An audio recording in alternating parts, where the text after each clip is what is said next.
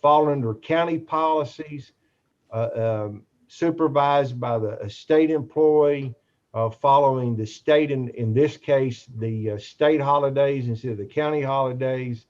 The issue that you have a lot of times is the state has been granted raises the last couple of years. The county employees haven't. People are working side by side. One gets a raise, doesn't. The county has been granting bonuses. Then the employee gets a bonus, and then the other person hasn't got anything. So there's a little conflict there. I best I recall, the state wanted to cut state positions a number of years ago, and they were able to say, "Hey, we cut the state positions," and they didn't want to cut the service, so they gave the money to the county. So then it all was the same. Of course, the county probably pay is different. Benefits may not be as comparable, may be now. I don't know, but this has been an issue. I have talked to Senator Yeager, wrote him a letter. In the packet, and I think we have 9 positions. 2 of them are vacant at this time, if that's right, Laura. There is a resolution in there. This resolution has not been filed. If you're all satisfied with it, want to do it, we can waive y'all can waive the 12-day rule. We'll file that also, but we just drafted that to show you. The letter I sent to Yeager's in there, and it said the county commission at some point in time made to make a formal request. So, any questions on that? Seems like it's less work. I mean, to me, they agree to take them, you think? No, they probably won't. Well, I think that's something that needs to be a coordinated effort with other counties to submit at the same time. The more counties, because every county is, that I'm understanding, is having this problem. So if it's submitted with other counties at the same time to their legislation, I think that would hold heavier weight than just coming from us. Laura, do you have any comments on this? Good idea, bad idea?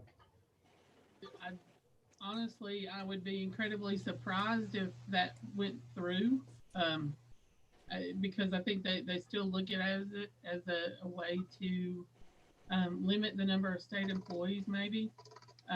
In Roane County, I think we're very fortunate that things are, really pretty consistent. There are, of course, differences. You mentioned the raises. Sometimes state employees get raises and county employees don't. Sometimes it's the very opposite. There have been a number of years that county employees have gotten far better increases than state employees have. So, you have that. But benefit wise here, we're very comparable.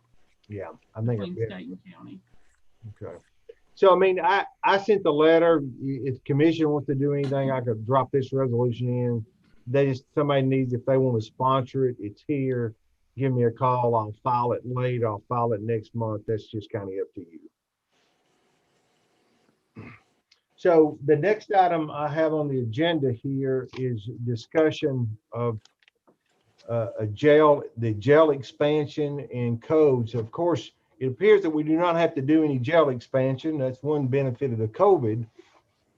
But one thing that the prior commission and this commission, I think, has been very successful in doing is looking ahead more than 2 or 3 years and making decisions for this body or the next commission that sits here. From that standpoint, if you all recall, when we borrowed the money for the Oliver Springs high school, we borrowed enough money so we could solve our building and codes relocation, if in fact they ever have to be relocated. I think the county commission that was probably in session in 2008 or so, they recognized that the property where the codes now exist is a property that will have to be used at some point in time if in fact there is ever an expansion. It appears that we purchased all the property we really need. The only decision that has not been made by the commission is, okay, we have to find a location for codes. And here's what we have, and we filed a resolution. The budget committee discussed this before last county commission. So just kind of saying, okay, we've got this in our back of the mind that we have to have a code location at some point in time. We have to probably move them at some point in time, maybe not this commission or the next. Well, in the meantime, the county, we operate a somewhat like a bank, a loan program that we received in the 80s. I know Senator Yeager and we went down to Atlanta to secure this money back in the 80s. And it's an EDA loan fund. From our budget standpoint, it's Fund 359, I think it is, and it loans money to private small businesses for economic development. We had a loan, and there's a separate board that controls this money. We had a loan which for a building that's adjacent across the road from the new 911 center, across the road from the Expo Center. The party defaulted on the loan. Our counselor foreclosed. The board voted to foreclose, I guess. We foreclosed. The counselor sold it. So the EDA loan fund owns this building. In talking with our staff that help manage this, they say the EDA loan fund will need to sell this building. So they cannot possess it and rent it, possess it, and let the county use it because we are under some federal guidelines still. So my recommendation, a recommendation from the Budget Committee's Resolution 01-2101 is to let's take some of the money we borrowed for the codes relocation, about $80,000. Let's buy that from the EDA loan fund. Then the loan fund has taken care of the issue that they have. The note has been paid. And then the county has a building, and we can say if we ever need to, we can move building and codes there. In the packet, you'll see we did a comparable layout of the codes and this building. Glenn's taken a look at it. We've looked at the parking. We've looked at the layout of the building. All that would check it off. This commission then could say, we have got it prepared for the next decision that has to be made. All property has been secured. If the county then owns it, the county decides, okay, what's the county going to do with it? Well, we've had a couple of parties have already asked to see about renting it from the county, so the county could be leasing it out. If that's the case, we would put a term on it that if the county ever needed it, this lease would be broke probably 6 to 12 months out. It probably could be 12 months out because if the jail ever had to be built when we had to move the codes there, it'd be at least a 12-month project, as we know.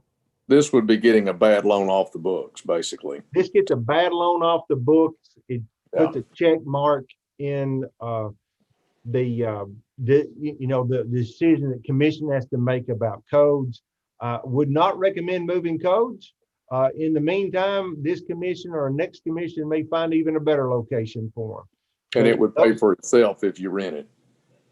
Yeah. I mean, I think we would basically just rent it out. So that resolution has been filed. It was recommended by the budget committee. County executive, Yes. does that money go back? I know the money that we take out of what fund will that come out of to pay the Okay. So ADA fund? yeah, good question. We have Fund 171. It's a subtitle JEX for jail expansion. It deals with any costs related to the jail, the sheriff's department, those buildings. Setting in that account right now is right at $1 million. So that'll go back. That goes back. If any revenue goes back into that account, is that true statement? That would be a decision that the commission would do, but that would be my recommendation is that we send that money back into that same fund. Okay, I'm good. Thank you very much. Mr. Woody. Yes, sir. I think it was Junior, you were trying to talk and you muted yourself. Hey, can you hear me? Yeah, we got you now. Okay, how much was owed on the place that with It- foreclosed? Okay, good question. It was about $78,000. And So what to give for it?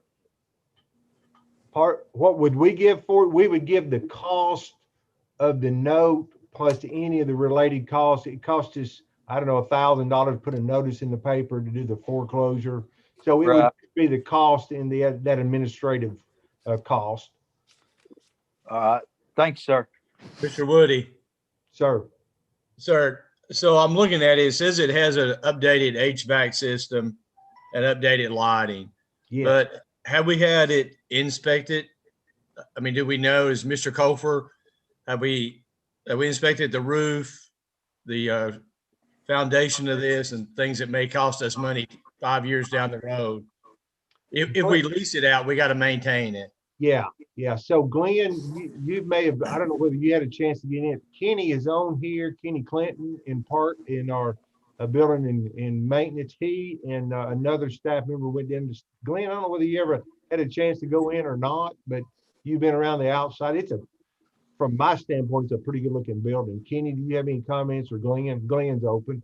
Yeah, we went down there today and looked at it. The building itself, the size of it and stuff, about the right size building. It would need to be renovated to fit our needs. The bathrooms and stuff are going to have to be redone because the toilets are set on an elevated platform, and that would have to be made ADA compatible. The biggest, concern down there is just the property if you're looking from Roane State Highway at it, the property to the right of the building is owned by Mr. Gunner, Martin Gunner. So that's there. I mean, it's workable to put codes down there. So to update it, do you see you can't estimate a cost of what it would take to update this building, but is that something that we'd have to borrow money, additional borrowing to update this building before we took resident? Well, I guess the question I would have, and this is one we haven't, is will we have to bring the building, and it looks like the only thing that need is this ADA compliance. Will we have to bring it up to code before we sublease it out? And it's possible that we would. And from that standpoint, if we would, we could take the first rents to pay that back. We could All right, thank you, Mr. Woody. About the last 3-4 years, it's been about 4 things. Mr. Woody, as I look at the map overlay that was sent out, it looks like the partial, from the partial, it looks like that front of the building is outside of the partial line. Have we looked at what the actual survey was and see if the footprint is setting inside of the partial lines? Well, and if anybody looks at our partial systems, you cannot go by those lines. We do know that. The state, I think, did probably survey all of this when they were putting the road in, and they did not make an issue with it. I'm assuming as you look at this, it is not correct, and you can see that on your own property at your house a lot of times, and where creeks are, that they're really not there. So I don't think I'd really go with it. And there's really little 2 pieces of property. All that in between is state right of way. So we really think that that's available for parking and use, though it hadn't really been looked at. The state did not buy it, so they had the opportunity to buy it when they put the road through there, and they chose not to buy the partial, which meant that they allowed parking to take place, even though you may not see it here, because it did disenfranchise. It would have disenfranchised that owner. Mr. Woody, I'd like to ask Mr. Kofer. So it says year built 1942.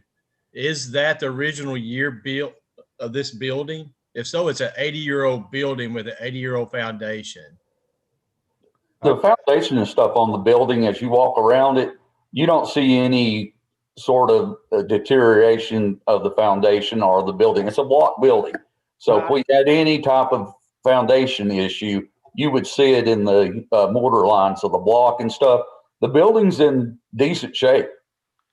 Yeah, I think, Mr. Again, you're looking at the codes building, not the. Oh, am I? I apologize. Well, that's a good segue. Yeah, we're in a building down there. It's 1942 or whatever. We got to get out of that building, Mr. Woody. Well, when was this building built? Because I apologize, Ian, because it says that it was 1993. I see. I apologize. My ignorance. Mr. Woody, Sir.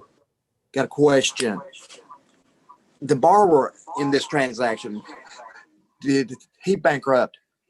He did. I think he did. Is that right, Counselor? Yeah, the counselor's shaking his head correct. Okay, what I was thinking is if we made the EDA fund whole, that would keep them from going back to him on a deficiency, but that's a moot point now anyway. We have no way of collecting a deficiency because he bankrupted it. Right. Okay. Mr. Woody, Shannon Hester, I've got a question for you. Yes, sir. On the codes building now, if we do procure this building, what if we don't? We're just going to advertise it for lease. But I read this packet. We're needing storage too for voting machines and everything else, and also seen a proposal for a 48,000 square foot metal building. So yes, if the resolution is adopted, commission then has the choice on really how they want to use this building. That is correct. It could be storage. It could be, there's something else on the agenda here that talks about the sheriff having we rent a building for the sheriff.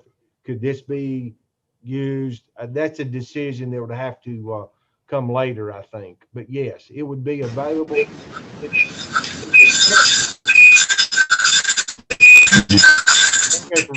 Ron Berry and Daryl Meadows. Somebody's going to shut down. So the county has the choice then to do with this building what they want. The county could turn around and sell it if they wanted to. All I would like to see do is, one, let's take the EDA out of the equation. Two, I think we ought to be able to check off that we've got a location for codes if we ever need it. If in fact, and it may be 2 years, it may be 10 years, it may never happen. But at that time, the commission can make a decision what they want to do with it. In the meantime, if the best option is to lease it, lease it. If the best option commission decides to use it as storage, use it as storage is the best option to let the sheriff's department work at it, let the sheriff's department work out of it. All right. Ron, let me finish asking one more question on that, please. Okay. I'm sorry. All right, so you did bring up a point. We are leasing a building now at a cost of $21,600 annually. Yeah. So that's a pretty heavy burden right there just for leasing that. With that building, not in 5 years we could pay that off at $80,000 or whatever, or 4 years actually. But can we use that building? Would it accommodate the one building we're renting now for storage? No, I don't think so. Okay. Thanks, sir. That's all the questions. Mr. Woody.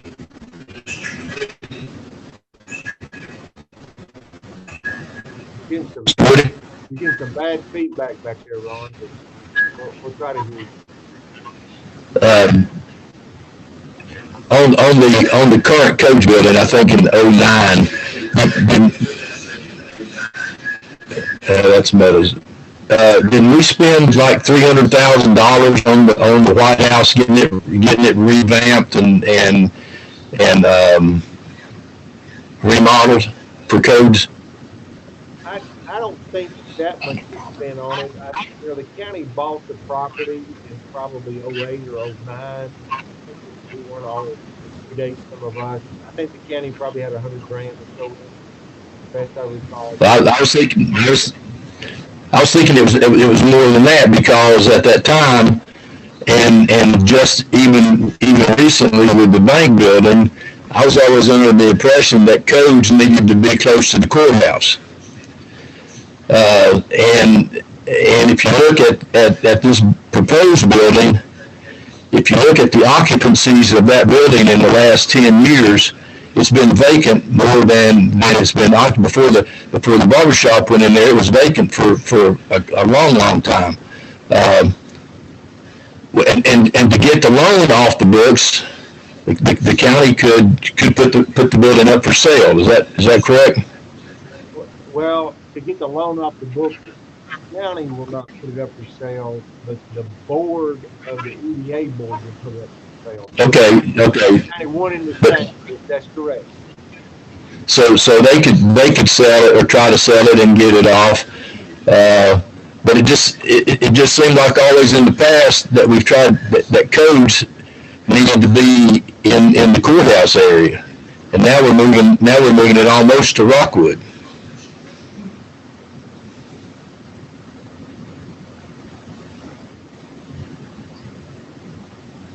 It basically checks the box that we've got something if they ever need it. If there's another location and another opportunity near the courthouse, I think you consider that. And I think in the lease in Midtown, isn't it more like $30,000 than 21? I think it's $1,800 a month. Okay. And that building, it's not suitable for a lot of the storage, is it? That I guess for climate control stuff, because a lot of it has about 6 garage doors. Yeah, it's not suitable for storage. That the next item on our agenda is storage that we have at the courthouse. So I guess getting back to the codes thing, is it necessary for codes to be close to the courthouse to keep folks from having to go back and forth? I think it's better, in my personal opinion, it's better for them to be closer to the courthouse, because sometimes when you're building, you're also researching the deeds that we build. I don't know how those people go from one to the other. I don't know that. Probably not that good. I guess the other question would be if codes are in this building, and we've talked about before the big trailers and stuff that have to come in, that would be a problem there as well, wouldn't it? We didn't think so by looking at the property. No, that kind of checked that one off, but that's not an issue. Okay. Actually, we think that there could be a drive from Postco onto the property, or Highway 7 on the property. So it's got its own drive-through in and out that we didn't have to do back and forth. I just think before we looked at, we might want to look at the occupancy of that building and see how many months it's been vacant over the last 5 or 6 years before the county were to buy and try to hopefully that we could lease it out. There's something about it. I don't know if it's the location or the fact that there's not enough parking or what, but there's something that keeps it vacant more than rented. Thank you.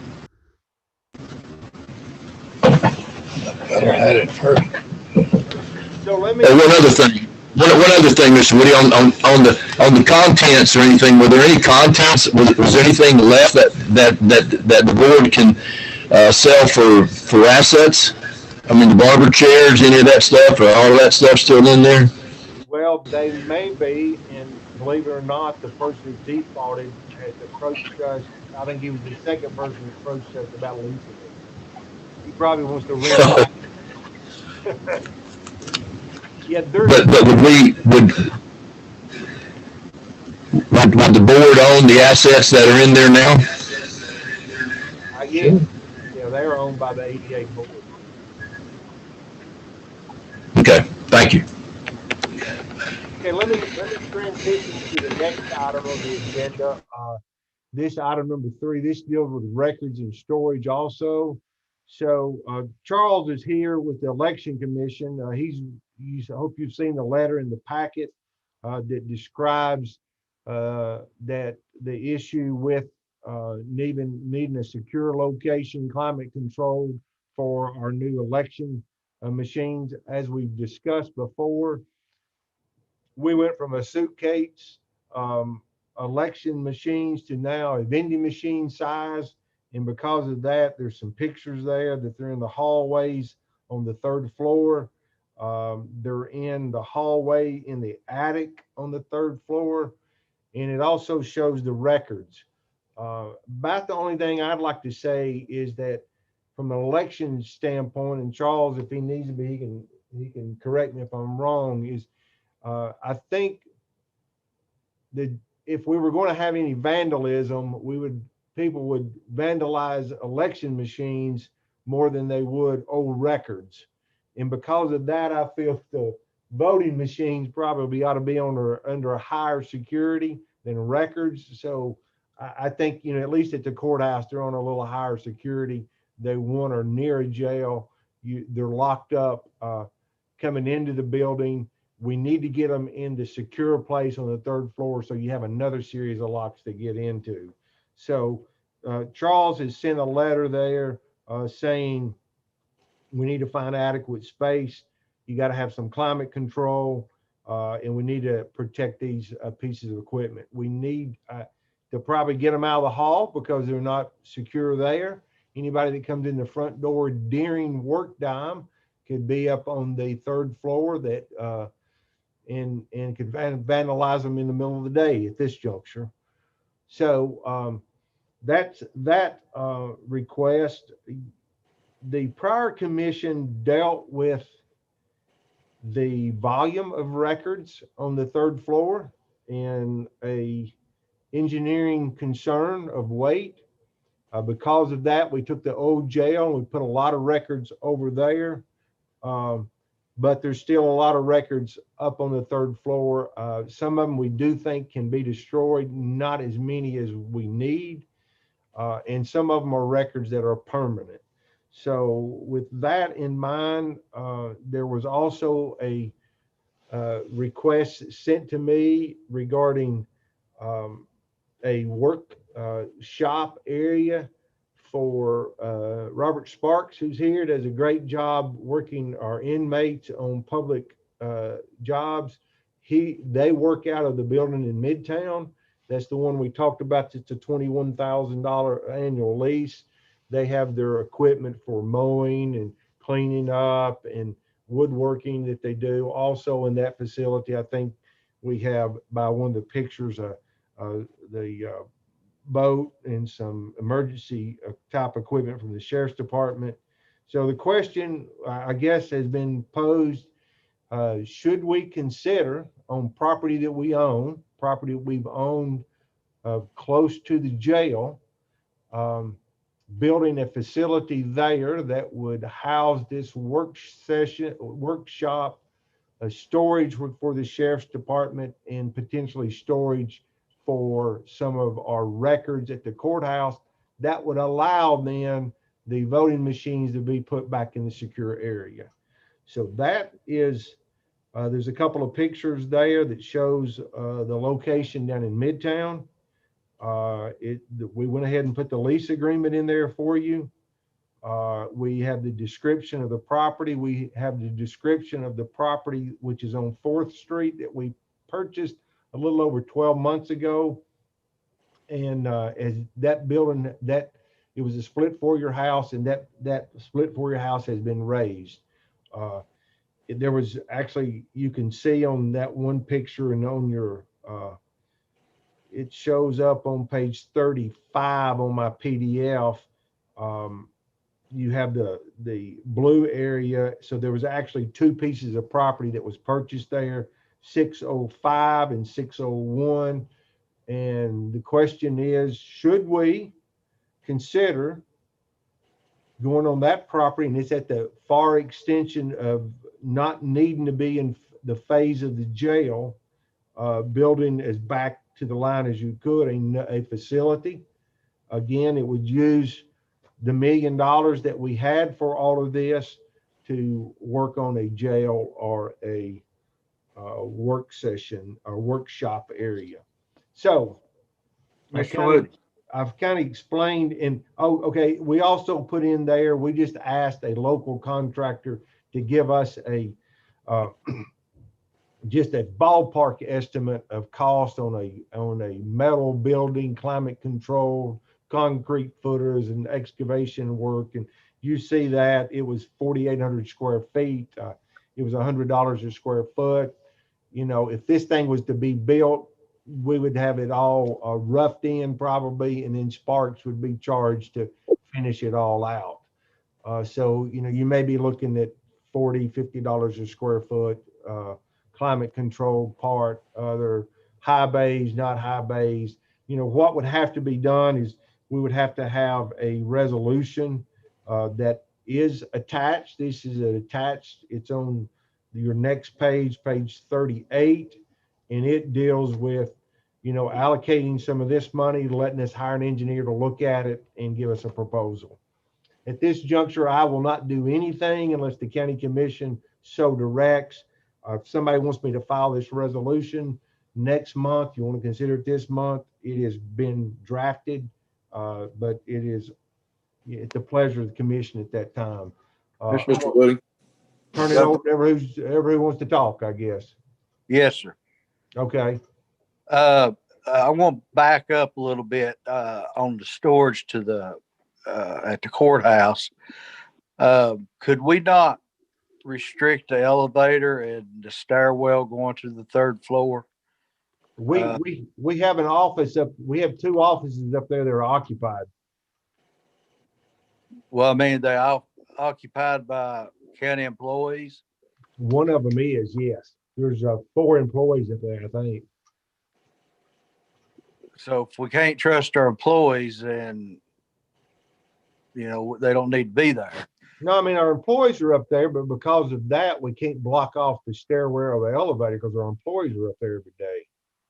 Well, I know, but I mean, we could put a sign there say don't come up here, but well, I mean, they could have a, you know, a hall pass or, you know, a key or something to bypass the button on the elevator. But I mean, you know, we could still restrict it, and they still be able to get in up there and work. I mean, it's just a thought. Okay. Mr. Woody, Sir. if this building were built, would we have to staff it? No, not to No additional hires? No. Thank you. So, Mr. Mr. Woody, one further question here on that proposal for the building. So is this going to mean our voting machines would be moved to that, or our records would be moved to that?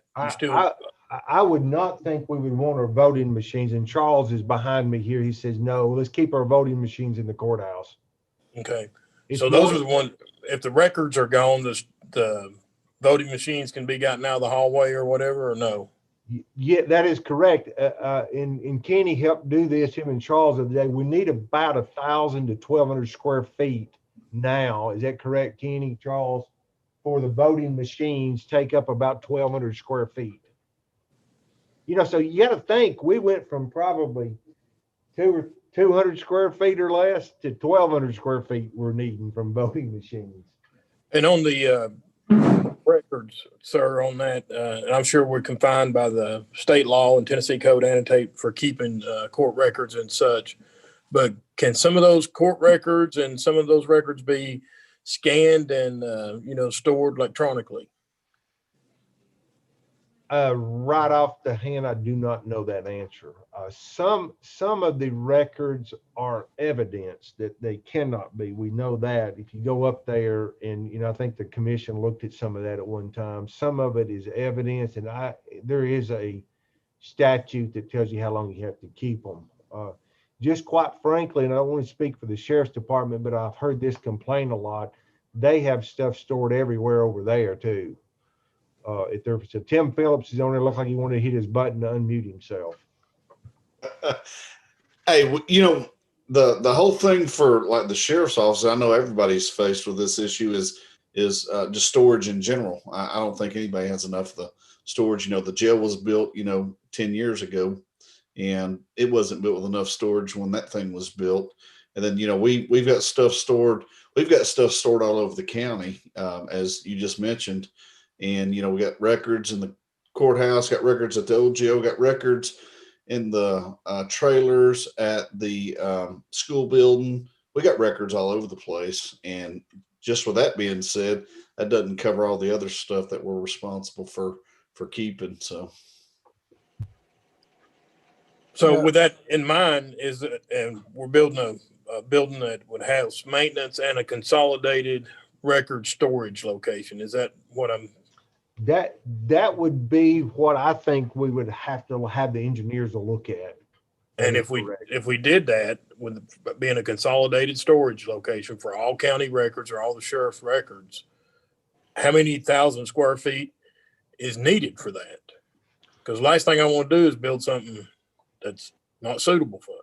Well, I can't answer all these questions, but the courthouse would still maintain a lot of records on the third floor, and records would still be maintained at the old jail. So it wouldn't be a total consolidation of all records. I would not anticipate. But at the same time, it's like the sheriff's department. If you can build enough bays and such as that, they have equipment stored in a lot of. It's not records that they have scattered everywhere as much as equipment they have scattered. And it would consolidate some of that. Some of it, you still don't want it to be consolidated, of course. Mr. Woody. Let me try to ask Mr. Hester's question. I think what we would look for is the engineers saying, engineers, here's this piece of land. How big of a building can we get on it and at what cost? And then from that standpoint, we make a determination that the cost is too high, you scale it back, or it's not getting us enough anyway, and we don't do it. But I mean, right now, we just looked at the land. It looks like it could be adequate. It looks like the funds are available to do it. The real question is, would you all want to do it?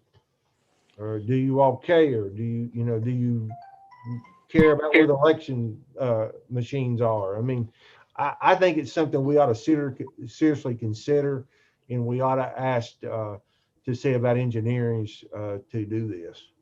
Mr. Wood. Let me finish up and follow up this right here real quick, Mr. Henderson, then I'll end up. So the estimated cost is $403,000. Is that correct? No, that's what we're. No. I don't want to mislead you on that. We basically said if this was done, what would cost? So we could get a square foot price, and that square foot price there is basically $100 a square foot. The whole point is you wouldn't want to waste the land by just putting a 4,800 square foot facility on there when you needed a 6,000 square foot anyway, and you had the available property. We were just trying to say, okay, take a look at this. What do you think? Give us a ballpark number. I would think we'd want to use as much as we could with the money we have and still get the best price for it. So well, and I'm forgetting out of a $21,600 year lease as well. So I mean, there have to be a whole lot more work on it, but it's kind of like I've said to the commission before. We are charged to do as much planning as we can on a lot of things, but once it gets to a certain stage, it's outside of your CPA's knowledge to do it. I need a construction engineer. I need a contractor. I need an engineer to say, okay, that was a bad idea because, or you can do this instead of that because it will get you that much more. I think we're to that stage. of saying, okay, do we want to hire an engineer to help us out? Mr. Wood.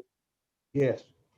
What I was going to mention too is speaking of Robert Sparks and his crew, there's a lot of that work. Once you get the engineer to say what they think may be acceptable for that particular piece of property, Robert and the inmates, have done a lot of work throughout the county. That they built the greenhouse down at Midway.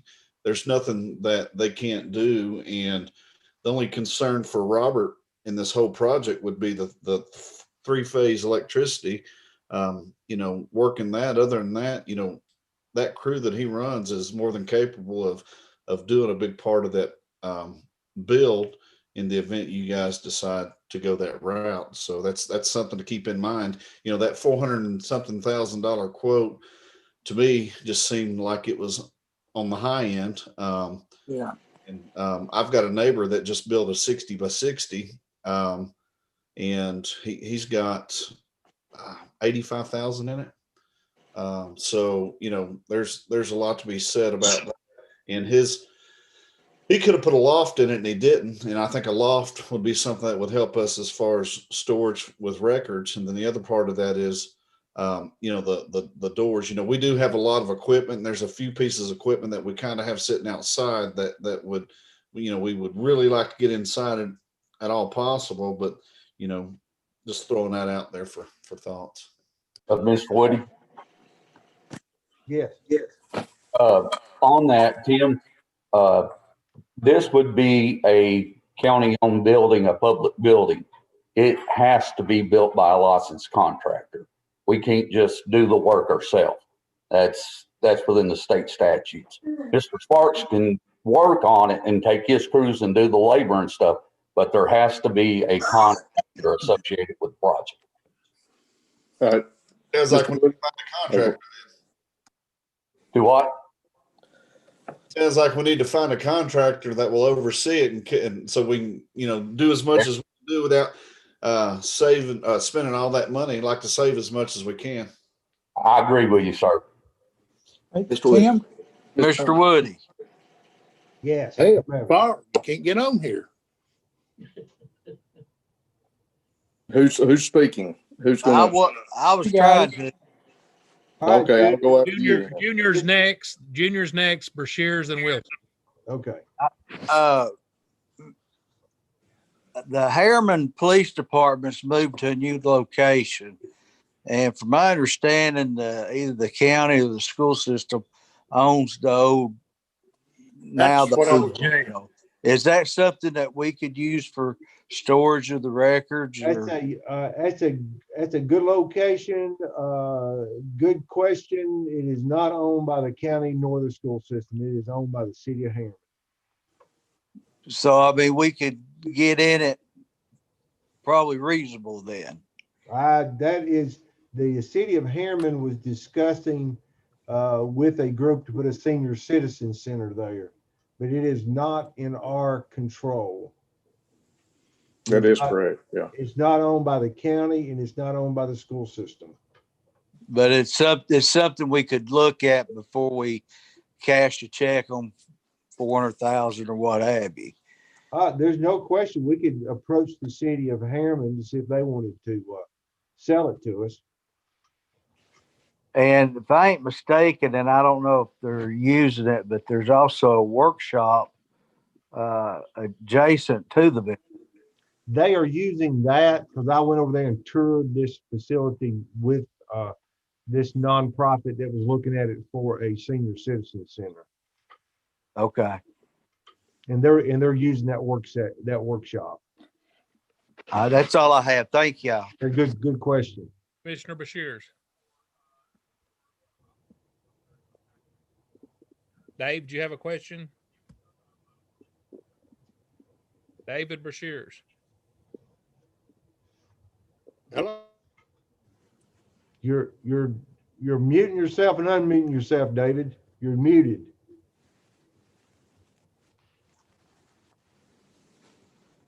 Ben Wilson, let's take his question. Okay. Can you hear me? Here he goes. Talk, Dave. Go ahead. Okay, it says mute on here. Oh. Okay. I was under the same impression that we owned that because that used to be where the elementary school was, and we own all the school areas. So I asked several people about it, and they also thought that the county owned that police station over there too. So I didn't know, and that was my question, the same as his, Mr. Hendrickson's. We're going to let our attorney answer that one right quick. When the schools were consolidated, Yeah. this particular piece of property was not conveyed back to Roane County. It was still in the name of Harriman. Now, it seems to me like there was an old contract from the 60s between Harriman and Roane County where if it ceased to be used as a school, Roane County had the right to reacquire it.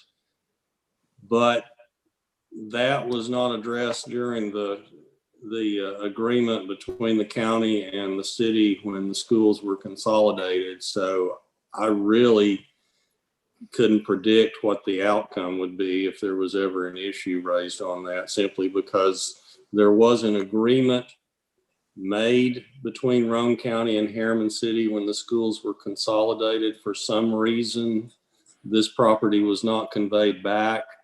I did a lot of research. I couldn't find any reason stated as to why it was not conveyed back. But when Roane County reacquired the school property, it did not acquire this particular piece of property from Harriman. Okay, that's all I needed to know. Thank you. Mr. Woody, Mr. Chairman? Hold on, I got Mr. Wilson, and I got Mr. Meadows, and Mr. Okay, so let me just share with you my vision that I have on this. I would venture to say that there's not one person on here that's not been affected by the Robert Sparks crew that's done work either in the county and has even done work for the cities. We're all in this together. We're all in a part of the county, and I would venture to say also that he saved us hundreds of thousands, if not in the millions, as far as doing a lot of the work. Now, I have been to Nashville a couple of times, and we've been granted a reprieve that I think some of us need to be reminded of. You know, just a little bit ago that we were in a jail expansion phase because they were coming in saying we was overcrowded. So because of the coronavirus, you have a lot of things that's went down. The DAs and the judges have worked. So we've been granted a small reprieve where you have less overcrowding. And when I was going to these meetings and when I would do the jail study part of that, we would say, hey, if we had a program to help these inmates to stop the recidivism rate that's going on, this would help the overcrowding. I've heard this many times. Well, here's your opportunity. You have a gentleman that has more talent than I will ever imagine of being able to do this and teach these inmates and help get this program off the ground and going, and would probably be recognized by the governor himself because it was brought up when he first went into office, because this was the kind of thing that they're looking for. So now you have the opportunity to start working with these inmates. And my vision's probably a little bit bigger than the rest of you, but as far as my thinking on this, but just imagine if this was built right, you could put bunk housing in there. And the problem that we've always had inside the jail was segregation, if I'm not correct. That's one of the big problems that you have. So you can open the door to teaching these people to keep from coming back into the jail that's eventually going to cost the county. So we're saving money. You can expand this project. I love the idea of being proactive and being able to expand this project so we can teach these people, give them something, give them an education to get back into the workforce instead of coming back through the jail and costing the taxpayers over and over and over again. My last thought on this, I've asked for a list of things that's been done, and it's well over 4 pages in small writing that's been done for the county. We're paying rent. Who are we paying the rent to? Ron Woody? for the John storage. Loden. Is it John John Loden. Loden? So we're paying someone outside the box to store the equipment. If we do this right, we can be at the forefront of the state. I'm telling you, we will be at the forefront of the state in educating, teaching, and I heard it over and over and over again. If we just had programs to start this over, we weren't for that prior to this. Now that your numbers are down right now, you have the opportunity to start this program, start getting some work done inside the community. We can expand this and keep going. So I told you my vision is a little bit bigger, but I see this and we're given this opportunity and I would love to take advantage of it. That's all I have.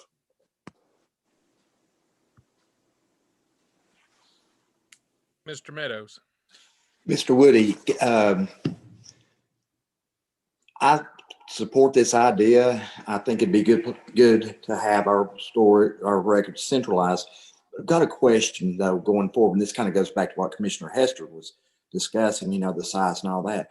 Have we looked at digitizing some of our records now, or at least if not now, digitizing them going forward so we're not in 20, 30 years back in the same situation?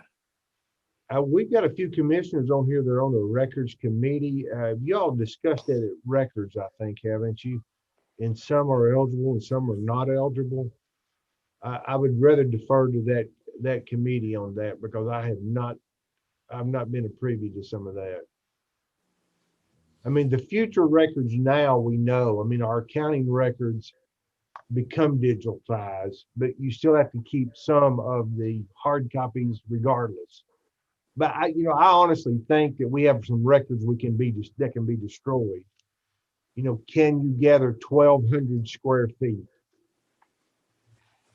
I think the answer to that's going to be no. But I guess what I'm saying is, if we're not considering it, I would really ask that that committee see what options are available, and because it would just make it so much simpler and easier to control. Mr. Woody? Yes, sir. So it sounds like there's several identities that wants to use this. I know you stated that we really probably didn't want to put the machines in there. But if we did make this a climate control and a secure building, isn't this something if we use the sheriff department uses it, election commission uses it, the jail uses it, others, are they a possibility of getting grants for this to help cover the cost of building it? The more people that uses it, especially with the election committee, unfortunately, voting machines, in the future, they're going to be scrutinized very much. So is it something that we could look at and if we built it and we could multiple facets use it, we could possibility of getting grants and probably if anything, grants, I've never seen a grant like this. If anything, it would be for something that is innovative in law enforcement. And again, what we were trying to do by keeping the records in the courthouse is not having to make it a high security facility. So, yeah, the election machines in the courthouse, if you kept them in the courthouse, it wouldn't have to be as a high security facility. The courthouse is climate controlled. They would have at least generally 3 locks before you came into this area of the where records are stored now. Thank you, Mr. Woody. And we've already got cameras and everything here. That doesn't mean you don't build cameras in the other one. Keeping paper documents is probably not as needed. I got Mr. Moore, then Mr. I just had of course, space is a piece of land to put something at a premium, regardless what you do with it. But I know Ben can kind of understand a little bit. You can buy 40-foot connexes, got 9.5-foot ceilings, climate controlled and things like that. We've lived out of them for 20 years and it's dry. We've actually crushed a lot of those things up that we've had record storage in. of course, you got to have a footprint 40 by 8, you know. So, but for paper storage and stuff, if we could reach out and think of some place that we have a piece of property, I mean, you can always put 4 or 5 of those things together. They easily access. I mean, we've lived at them forever, so it's a cheap. I'm talking about records only. It's something to go get you 1,200 square feet in the courthouse and say, this is a pile of records we got. Let's do something with that. And then you find out how much room you need. I think, of course, the problem is there again, and I don't know where we have everything, but enough room, and probably could set a pole somewhere and get power to them. I mean, Hey, it's not a Lou. big deal. We have got another piece of property that could be accessible for that, and that's at the firing range. Well, that's what I mean, it's a cheap way. I mean, there's costs associated with it, but I mean, that gets you records out and it keeps them dry. And it's We've got a place that potentially could happen. You could put a fence around it or whatever you want to do to do it, but it's a reasonably acceptable way to store paper good enough for DOE. So, I mean, what we've had to store in it. So, and a lot of other things that I'll not mention that keeps it dry. So it's just a thought. Where'd all those records go about 30 years ago? We've been trying to find it, all suddenly mysteriously got lost up there. I think it had something to do with environment, storage of things. I don't know. I'm through. I just thought that was a good idea. Barry. But Mr. Woody, have we, I know when we bought the property south of the river for emergency management and stuff down there to move some stuff to maybe get out of the lease, is there room on the property down there to build some kind of facility that would help with the sheriff's stuff as well as storage? I did not hear all of that, but I think I heard part of it. When OES was using that facility, when they vacated the one in Midtown, then that's when the sheriff occupied it. I didn't hear all of your question. You were cutting up a little bit, but so the OES had the lease first. Is there room down there for additional properties that we could build? We could build something down there, or is there are we full down there? I guess would be south of the river. No, you don't have any more room down there. So once we brought our fire trucks in, we got an ambulance station there. So see, half of that building was occupied by the ambulance crew. The part that when we acquired it all, we got the ambulance crew in there, and we have now the OES fire truck. Is there property available to build some additional buildings down there? It's too steep? Well, if you are, you're going to put them on the road, I think. You have to put them on the lower section. Okay. But I mean, there's property. I mean, if you're just looking for property to put something on the landfill property where we have a permitted sale, we have allowed the sheriff's departments to put in a shooting range down there. So it's got power and it's fenced. So you could connex that for storage, I think. Sounds like we might need to, put some of this onto the property committee and some on the records committee and try to come back and see how many of the records we could get rid of and look at some additional places for property and try to come up with a recommendation.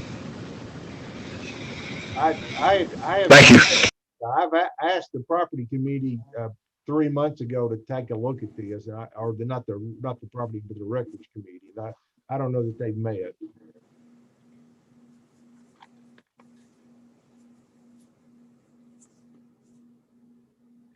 Okay, We're going to transition now to Park and Rec. If everybody's finished with this one.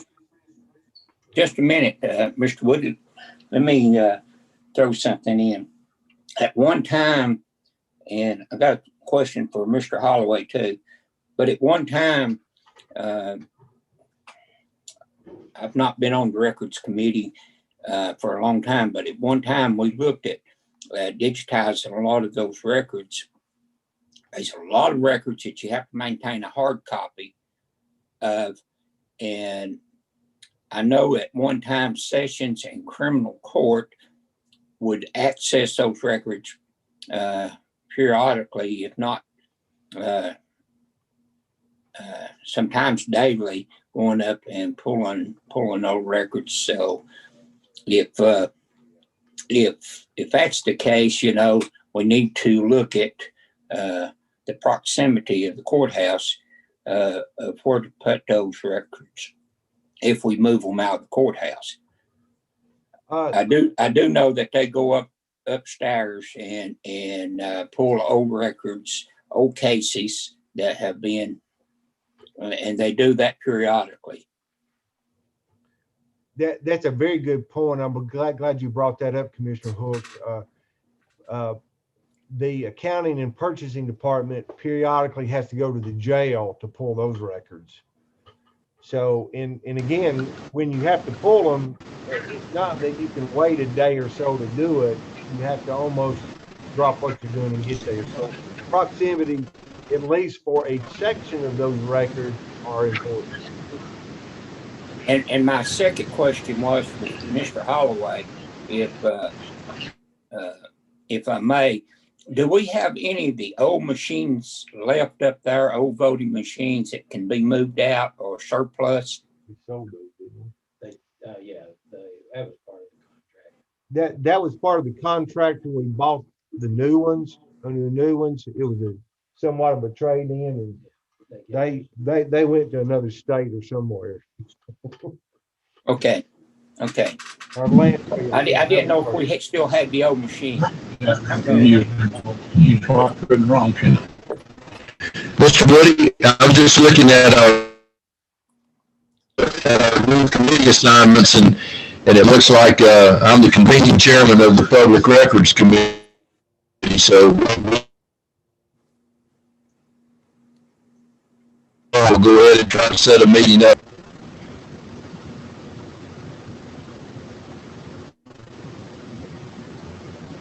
Mr. Woody? we can't hear you, Ron. I mean, I say it looks like on our new committee list that just came out, I'm the convening chairman of the records committee, so we will set a committee meeting up and look at this then. Okay, thanks. Good. So are we ready to transition to the next item on the agenda? Okay. Go. Okay, so the next item, item number 5 here, I guess, is Riley Creek. There was an article in the newspaper here recently. I know Parks and Recs had looked at this. I've asked for the last couple of months for commission to have the work session. Kind of drilling it all down real quick. There are 40, and to say I had a call with about 3 or 4 TVA representatives before Christmas. I talked with some of them again today. One of them may have been on the call. And I know our operators are down there.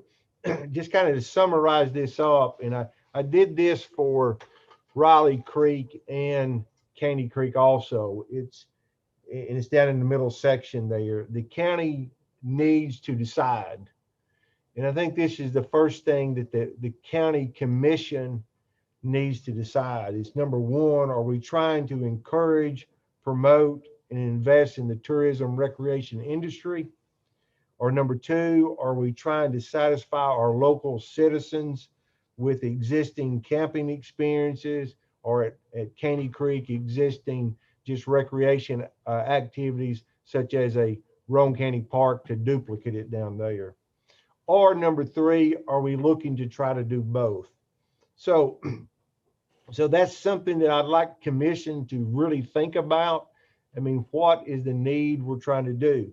So when this was worked up on Riley Creek, we are meeting the request on number 2. We have a camp experience for limited Roane County residents, I think you could say, because we basically stay full, but 90% of our clients are from Roane County, Anderson, and Morgan County. So just bear that in mind.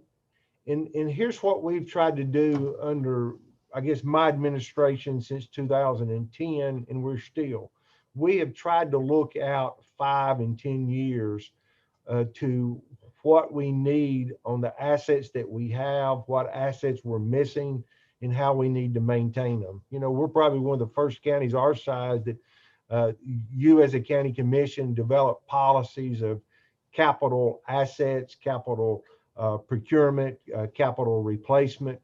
And so we started looking at this Riley Creek recently, and we started looking out 5 and 10 years. We've got, in my opinion, and it's just speaking with Mike Beard, who's on the line, and some others, 3 to 5 more years at Riley Creek. And then we really got some potentially substantial investments. And one of them is being the roads down there. I mean, they are spider webbed roads that are cracked, they're deteriorating.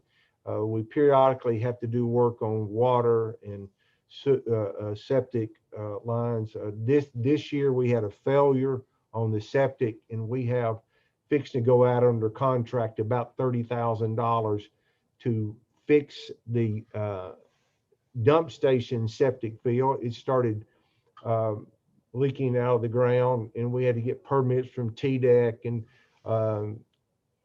TVA approval, and we had to go out there, and that contract we're ready to lease or to let.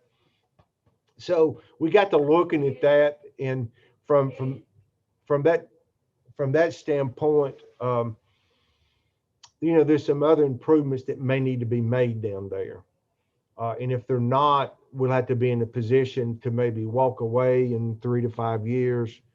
And again, it was our intent when we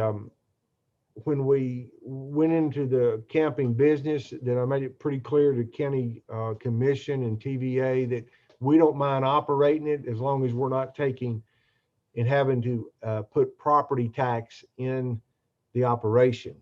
And we haven't been. I'm glad to say I think it's been run very well with our operators, and we've made profits on every year.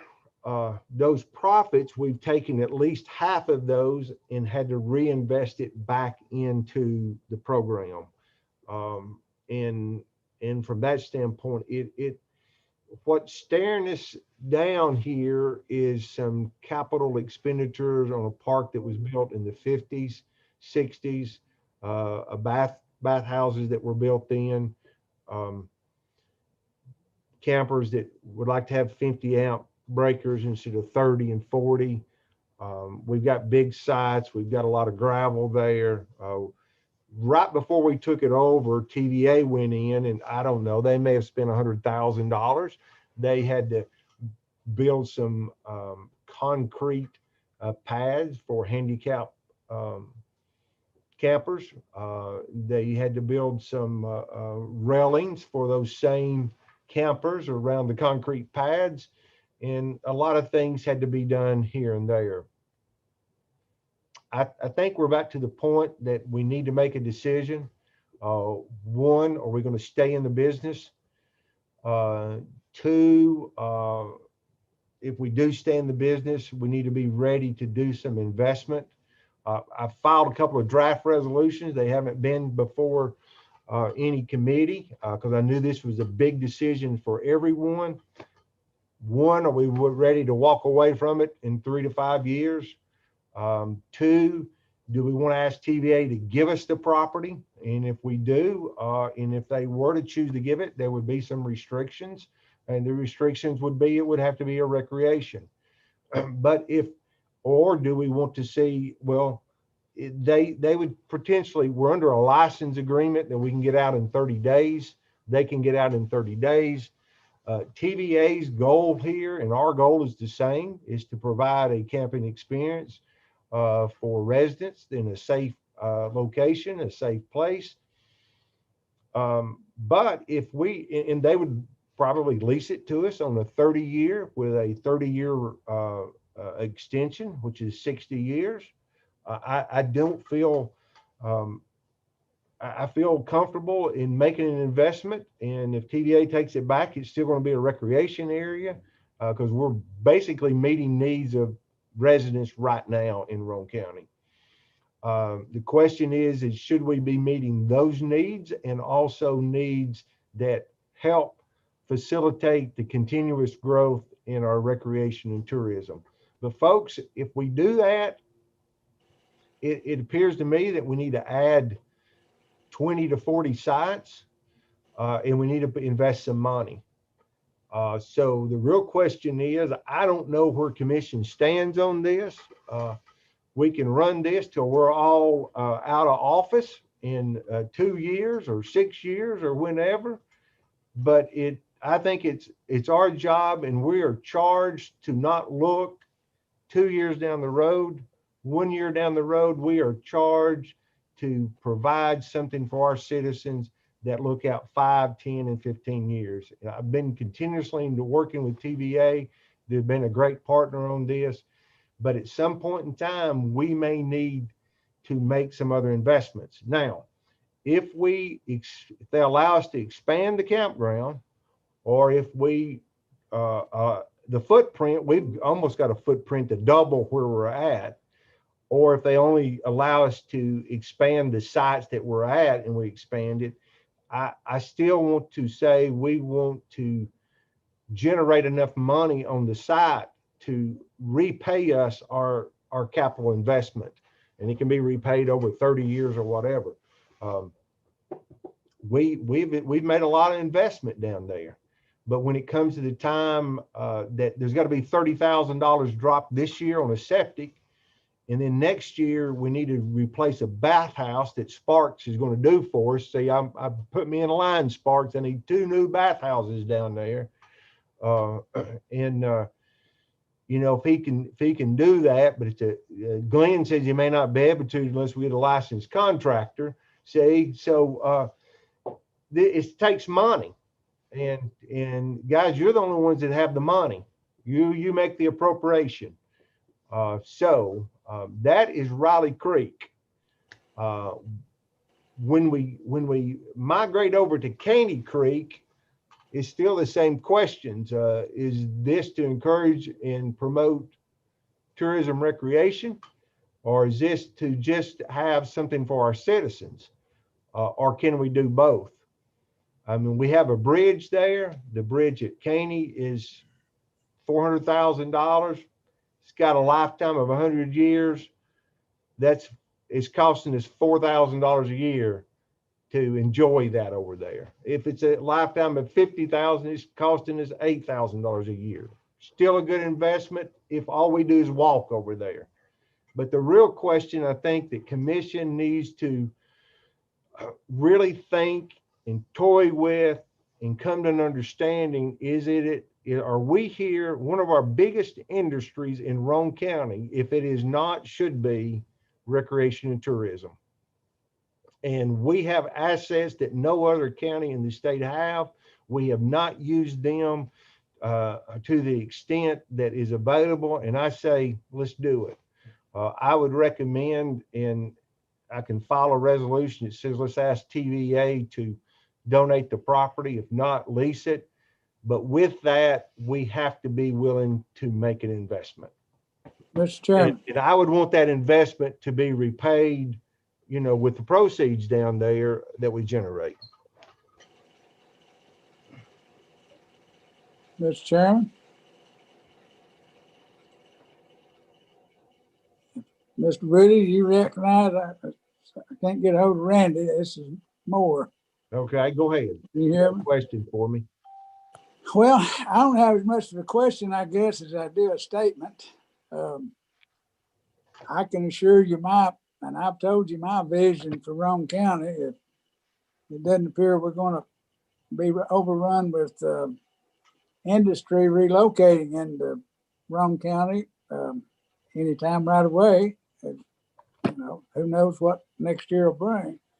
But what we do have, my vision would be that every place that there was availability to somebody be able to put a camper on it. I guess just a 5,000 foot view, wherever that might be. As bad as we need space for other things, but where we're located, and I think each one of the commissioners, myself included, our duties are to promote tourism and recreation for the people that elect us and pay the taxes to keep this county going as part of that. So, and obviously to try to lure people who are driving by to the next county or to Fairfield Glade or wherever with their 40-foot tag-along campers nowadays that you see. I mean, every other vehicle's got a trailer behind it going somewhere. So I would like for us to be smart about what we do and certainly keep the thing. I'd like to go after it and see if TVA give it to us, or if not, a long-term lease. And I mean, we're in it. We might as well, get in it and let's try to make it nice and add some more spots. And not many things are paying their way, and that's one of the things it does. In my opinion, it appears that if we can make a profit, and believe it or not, we're a nonprofit organization, where we'd like to think that or not, but I think it's as well as Commissioner Wilson's ideas were on the building for the jail storage stuff. I agree with that. But I think also on the other hand, we've got the opportunity we've got the lakes and like you said, something that no other county in the state probably has as much of, where we can use it. And I understand there's probably going to be some development similar to this down toward Rockwood area, which that's good, wherever we can have that. So I certainly would support it.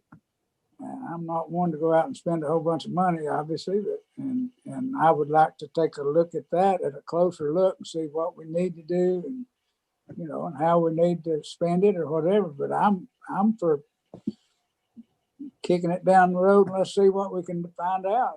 Start somewhere. We're in it already, so I think it's worthwhile, and that's one of our charges. I think as commissioners, we should look for something for people to do. So that's just my 2 cents worth, and thank you very much for listening. Mr. Woody? Mr. Woody. So if TVA, we know that, and this is hypothetical, I guess, but TVA Bull Run, they closed down. If TVA Kingston, this is just hypothetical, but if they did, could we foresee that would have a impact on our lease with TVA, or would it remain the same since TVA would still remain even though they're not Kingston? But 5-10 years down the road, if we went into like a 30-year lease, do we foresee that would have an impact on us? I don't think that the operation of the coal fire plant over there would have an impact on this lease of recreation property. If you all who have seen some of the TVA plans, the reservoir is marked of what's recreation and not. So that's kind of delineated from years ago. The only thing that would impact if we had workers who work outages and things at the steam plant, if you don't have them camping. I don't know that we have a lot of those anyway. I think it's more of an economic climate that's going to dictate how we run anything. And right now, everybody wants to camp. Now, in 5 years, they may not want to camp like that. But right now, the environment is good to be in camping. Well, I know Mr. Berry's wanting to speak on this since he's on the committee with us. I'll give him an opportunity here in a second. I'm sure Mr. Beard wants to speak, but I'm like Commissioner Moore. Uh, you know, Roane County, we do have such a great potential, and anybody that goes to Roane County Park, and I went through there a week or so ago, and even in the wintertime, it's still just an impressive place, and it's an inviting place, and the park was still full of people, and it was 40 degrees, and people were still utilizing it, and it's a great success, and if we can have a success in Roane County, we should work for that, and I agree with Mr. Moore. I mean, there's always people who's wanting to camp, and I think it's something maybe it's just me, but I'm for updating this thing. Mr. Woody. Mr. Woody. Is Daryl in the same place you are, Ron? One of the mics need to come down. Yeah, Ron's mic's horrible. Daryl's is clear. Okay. And Mr. Woody. Yes. Daryl. I agree with the previous commissioners on this. I think we have to build on our strengths. And if we don't continue to upgrade and expand, we're getting out of the game. That's going to be really hard to get back in later. There's obviously a demand. My hope is that it will continue, though, to pay for itself and not be a burden on the taxpayers. But I think if it's well planned, well thought out, and well developed, I think it'd be really, really good for us to do what you propose and even expand. Yeah, the only thing I want to say is we are profitable now. We are profitable now. We are generating cash to do our, I guess, some of our maintenance or capital maintenance. We are not generating enough cash to do this real big, any expansion or any major construction down there. So to be clear on that. Thank you, Mr. Davis. Mr. Woody, from the recreation committee's point, we've done the long range planning that the citizens had an input into, and actually we've got a meeting on the 19th with the advisory board. We've decided that we need to keep the advisory board meeting with us in the event that we've got grants ready to go. We can do that. And certainly everything that's been said about recreation is we've got more miles of shoreline than any county in the state. But if you've been keeping up with the Silver Carp situation, it looks like, from TVA standpoint, that we're not, right now, our goal is not to keep them out, our goal is coming in. So I think we just have to be real diligent about the fact that if we're gonna invest a lot of money, we need to wait and see what's going to happen with this Silver Carp, because if they overtake us like they have Kentucky Lakes, our recreation and tourism part stands to just take a real beating. We've tried to keep the rates up at Ronnie Creek, and what Mr. Moore says is exactly right, because we increased obviously a real desire for those folks. It's obviously a great place to camp, because again, they keep coming, and I think as we look at that and maintain the rates to make sure that we're still competitive with all the other campgrounds, we can generate more revenue. But I think, to me, the domino effect in all of this is the Silver Carp.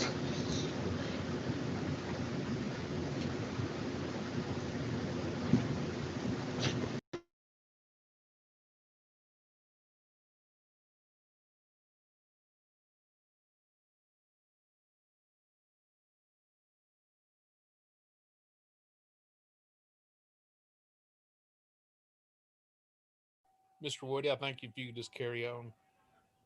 Okay.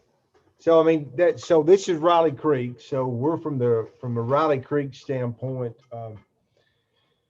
We haven't filed any resolutions. We can, and I'm really trying to get some guidance from you all. I think my recommendation would be to file a resolution asking TVA to give us the property, and if we receive the property either directly from them or under a long-term lease, commission, if you all pass that resolution, you're also going to approve us really probably contracting with a planning type engineer to do us some preliminary designs and cost estimates.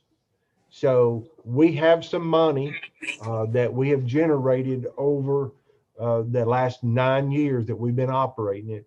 And we would take some of that money to hire now an outside person to look at, because we have taken the maps and we've drawn little campsites and we've drawn roads around this thing, and we can hand it to them. If you've ever built a house, you build them with 8.5 by 11 pieces of paper. And years ago, before we had Glenn Cofer, we had to deal with, you'd hand it to your builder and you'd build off of that. Now you got Glenn, and you got to take that and you got to find a design pretty close and do it. But we have gone and drawn it up, and we see how many new sites we can get, and we can phase it in. But I'll be, if what I'm hearing is, and I know we can't vote on this, but it appears that I'll be filing a resolution to ask TVA for the property and to appropriate money to hire our engineers now to come in and do a little bit more preliminary design and advice to us about what we can do on our existing footprint, what we can do on the expanded footprint. We may be able to get another 10 or 12 sites on the existing footprint. We may not. We may lose a site. It just depends on the recommendation. So I'll go forth with that unless there's some objection, which brings us to Caney Creek. So bear this in mind. Hey, Mr. Woody, can I interrupt you right quick? You sure can. You're the chairman. We still have Mr. Phillips and I think Laura on here. Do we need them any further? I'd hate for them to have to keep staying. Well, no, I mean, we just gone to another item on the agenda, and I don't anticipate us going back to those. Okay, Mr. Hahn and Miss Connor and Mr. Phillips, thank you for joining us. If you want to bow out, you feel more than free to. Thank you for that heads up. We're out of here, or at least I am. Thanks. Thanks. And we got Pam May on here with the Roane Alliance and Tourism. So she joined us along with Mike Beard, our Park and Rec director, and Josh Lentz with Park and Rec. So this kind of transition is us, and Charles Holloway, if he wants to leave, I'm gonna let him out of the office here too. Thanks for everything. Thank you. So, so this kind of impacts, you know, what we do at Riley may impact what we do at Caney to a certain degree. And the reason is this: we have fewer options at Riley. We have to operate it. If all we can get to the lease is we have to operate, we can't sublease anything out. And if we're going to make investments at Riley, then when you get down to Caney, we own it. We can run it. We can do it the same way we do Riley, or we can do an RFP and ask for proposals on both the development and operation. It's kind of like what has been done at the RV park in the marina. The RV park in the marina is the county's, but we do not make the investments, nor do we do the operations. So it's almost, in my mind, we don't want to tackle too much. So we may want to look at Caney. First determine, is this just for the local residents, or is this for the recreation tourism industry? And what I'm hearing from comments is we need to be doing recreation tourism industry. We also need to make some of this available to the public. We need to do a little bit of both. When you look at the packet, when you look at the maps, there is a line of delineation almost where you can do both on the same property. And that may be what we need to do, but I really feel that we probably ought to look at doing an RFQ to see what is out there that may have a bigger and better vision than us, because that is allowable. It is not allowable on Riley Creek. So there's no resolutions filed on Caney, but if we're going to put some potentially money in at Riley, we may want to have somebody else's money in on Caney. So that's kind of, you know, I'd asked for these work sessions, I guess, a couple of months ago. Again, I want everybody to think, are we doing this for recreation tourism industry, or are we doing it just for the locals? Any answer to that question can be done at Caney, because we're not doing either one of them right now. And if we say it's only local and we're going to make it walking trails, it's costing us $4,000 a year when you amortize the cost of the bridge. So that's kind of the thought. There's a lot of information you can see there. Mike and his crew, bridge is built, their crew's over there. We have 3 or 4 structures, Mike, that we'll be taking down. We're doing all work above the 750 line, and Mike will be out there tomorrow taking these things down, I guess. Or we have some of the equipment, can do some of it, and some of it we'll rent out. We'll do that through our regular budgets. Mike, that's not much of an exaggeration, Ron. What'd you say? This that's not much of an exaggeration you just made, because we are planning next batch of weather to have those buildings down. All right, Mike, you're going to get muted out because we can't hear anything you say. Your internet connection down there south of the river is apparently pretty bad.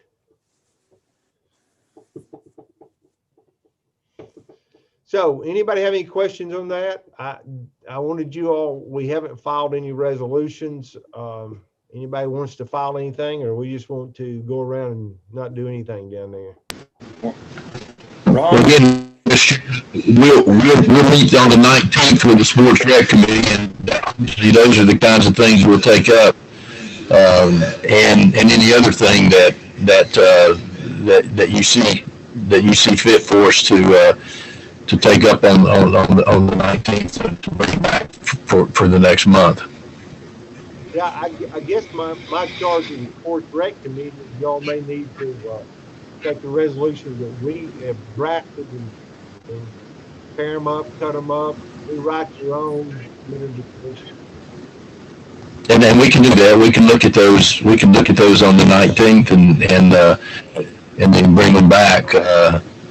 And if anyone has any, like I said, we're going to meet with the advisory committee as well, and hopefully there'll be some grants available over there as we go to it and look at what's taking place over there.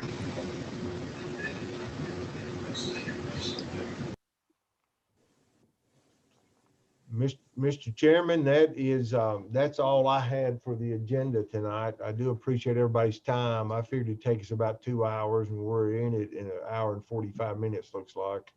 Well, I appreciate everybody for joining us. Just as a reminder, Monday night at 7 o'clock, we'll have our regular commission meeting. So we'll be Zoom again. Hopefully we can get back to normal here next month, but we want to thank everybody for coming out. We'll see you all Monday night at 7 o'clock.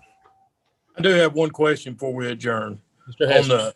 As for the Roane County as a whole, and I'm trying to sit here and figure out how many campgrounds we have, but I'd like to have a total of how many campsites are available in Roane County, from Riley Creek to Caney Creek to down here in south of the river, all those locations that we have.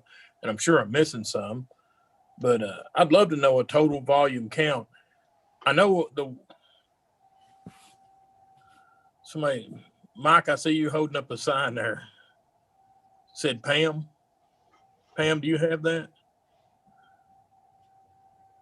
Pam, you're muted. Okay. Okay. I know there's 250 plus at Caney Creek, maybe 255. I don't know what you have at Riley's. We got 45 roughly at Riley, 43, 45. That's it, isn't it? But the one at Caney Creek, you have to be of a certain, if I would say, upper income level to be able to park in there. You got to have those $100,000 plus motor homes, and Class because A. they won't let the poor old Joe Block, this old country boy up here in the east end of the county, pull his old camper in there and camp. It has to be of a certain model, a certain kind, and we don't need to be building no more campgrounds like that. No, and to be honest, they're 95% full most of the time, is what Doug's told me, and he prefers it to he prefers the ones who stay 30 plus days, which means we don't get the hotel motel tax. Right, and he's got quite a few of those in there. It's got permanent structures on it. Yes, that's what he prefers. So just a little bit about that. They are in an expansion mode down there. I met with them right before Christmas. Under their lease agreement, it basically says they have to have a minimum of so many sites. So they're in an expansion mode. They may get another 50 sites or so, maybe in even 100. But you all are correct. They are Class A type trailers down there, mobile home, motor homes and such. But Commissioner Hester, to your point, Riley Creek and Caney Creek are the only two. There used to be something up on the Emory there, but I don't think it's there anymore. They converted it to something else.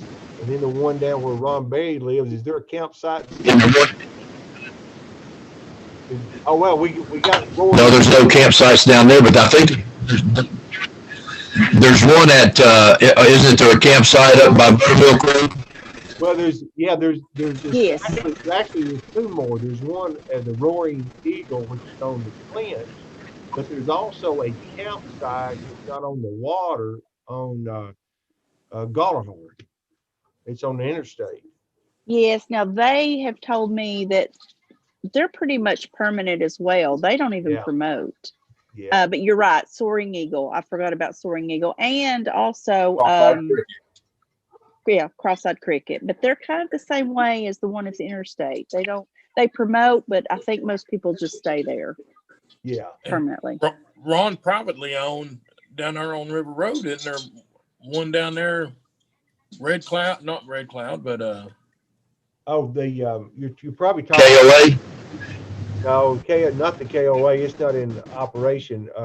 You're talking about Hornsby Hollow. Yeah, yes. That's down in Meigs County. But yeah, Hornsby and Meigs County, they have probably 130 sites, maybe, at least 110. In talking with TVA, just as a side, Fushi is down near the dam down there, on further down, and they have bid that one out.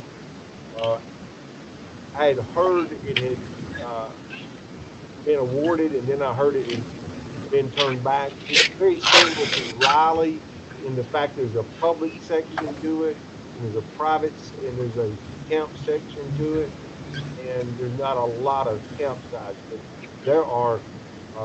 And I talked with TVA about this because they have one at the dam on the Ray County side about them expanding that, and they say we're going to allow more camping to be done, but we don't want to over supply either. So I think they're really watching these numbers, but they recognize the camping is going up too.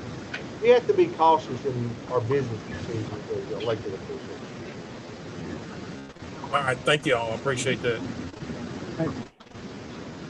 Listen, I appreciate y'all coming and listening to some of these issues. We'll file a few resolutions. You can do with them what you want. We bring the decisions to you, options, and you all make them. Thanks, But Bob. I could file a resolution that gives me total control of all these, and I'll be glad to make all those decisions. We'll I can make those decisions for you. See y'all. Have a good evening. See ya. Good night. Thanks. Thanks, Bill.